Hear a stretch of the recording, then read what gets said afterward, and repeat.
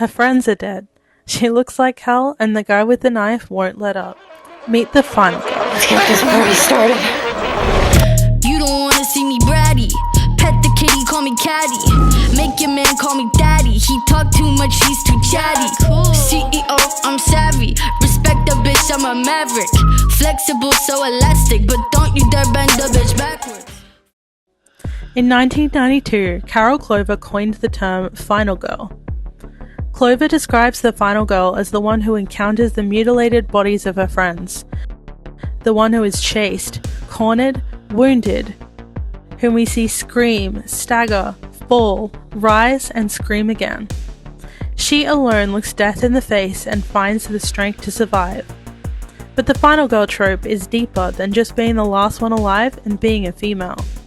In this video essay, I will explore how the final girls of Halloween, Scream, and Ready or Not challenged the patriarchal representation of women in their time, and helped build the structure that allowed future final girls to be more nuanced characters that aren't bound by their trope. This gradual subversion of dogmatic rules allows new final girls to be a better reflection of real modern day women. To find out what defines the final girl, we must travel back to the slasher films of the 70s. One trait that defined the early final girls was their purity.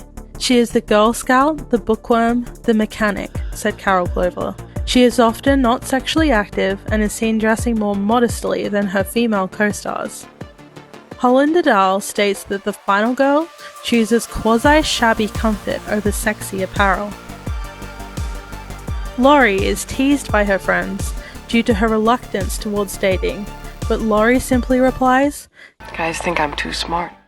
as she carries a load of textbooks home. When the virginal girl becomes the survivor, while the whore is the first to die, the audience is left with the sense that sexuality is bad, and conforming to the conventions of a well-behaved woman will guarantee your survival. No, please don't kill me, Mr. Ghostface.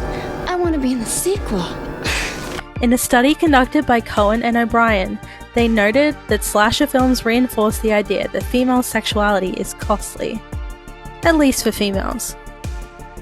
Laurie goes from innocent babysitter to tenacious protector in 90 minutes, but she's still held back by anti-feminist ideas that sexuality is immoral, therefore the virgin will always prevail.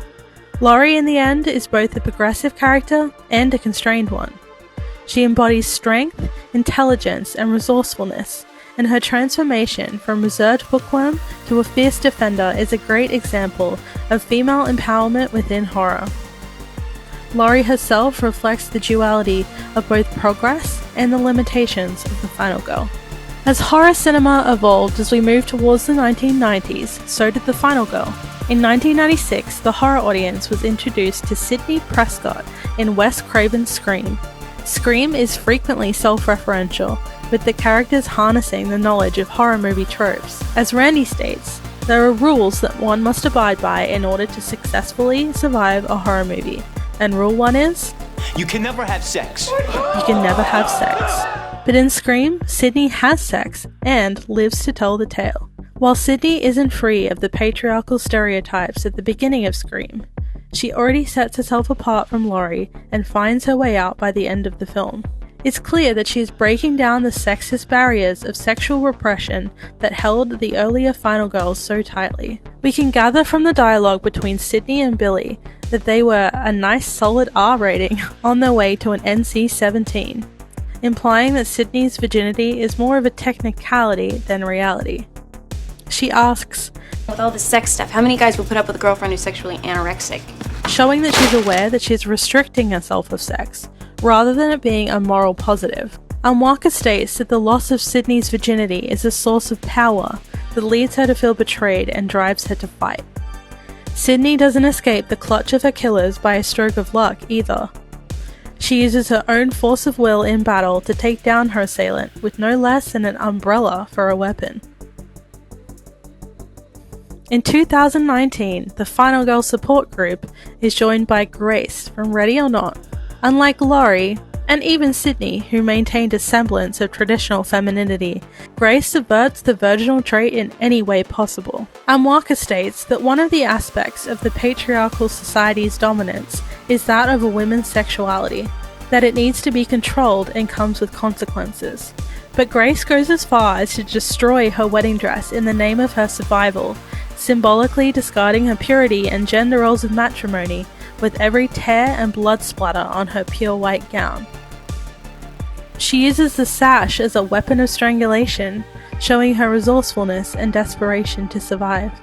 Carol Clover said that angry displays of force may belong to the male, but crying, cowering, screaming, fainting, trembling, and begging for mercy belong to the female. But Grace takes her cries and transforms them into guttural growls of determination. Ready or Not shows the growing anger of a victimized woman and the lengths she'll go to survive. The final girl in Grace is no longer a demure young lady, but an animal following its primal instincts. While the early days of the final girl were shrouded in patriarchal paradigms, each girl was a strong female representation for her time, slowly breaking the boundaries for the next generation of final girls. Modern final girls are breaking the mold in every way possible, becoming morally ambiguous and nuanced characters who aren't bound by the patriarchal idea of women on their best behavior. Breaking the rules allows modern final girls to be a better reflection of modern day women who aren't ashamed of their sexuality or self-actualization. After all, well-behaved women seldom make history.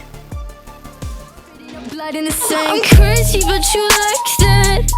I bite back, dances on your nightstand.